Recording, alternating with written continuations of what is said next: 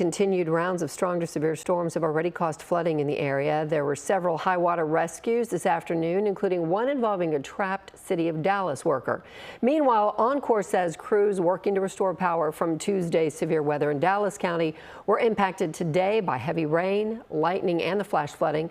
Oncor is still predicting that most people will have power by tomorrow, though many may not get it back until Saturday. Fox 4's Blake Hansen live in Dallas with the story. Blake, I know I'm hoping I'm one of those people who gets it back sooner than later because I'm still out.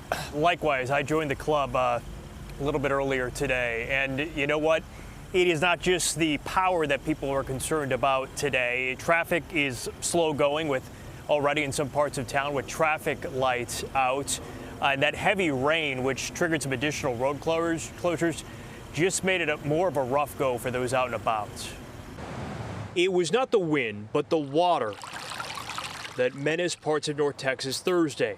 Sky 4 was overhead as Dallas Fire Rescue worked to reach a City of Dallas employee stranded in his work truck by rising waters at Moss Soccer Park in North Dallas. Once we arrived, we realized that he was out there really close to the current, so it's kind of a hectic situation, scary for him. Although the water was not high, it was fast moving and also on the rise. Still rising, potential for more storms to come through, which means it's just going to rise more. The city worker, Marcus Williams, told us he'd gone to make a repair at the park when the water started rising. When he called for help, officials told him to stay put for fear the current could knock him over. Right now, the water is still rising as we speak, so my truck will probably be underwater in the next hour. The high water also led to road closures across the area, some in flood-prone areas like Park Central and 635. In other spots, the water caught folks by surprise.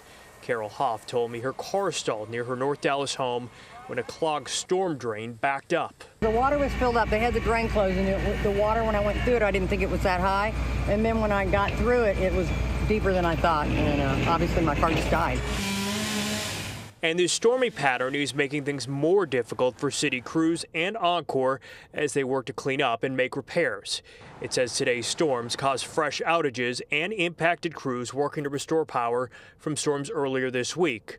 Oncor still says most will have power back Friday, but some in harder hit areas like North Dallas, East Dallas, and Mesquite might not get it back until Saturday.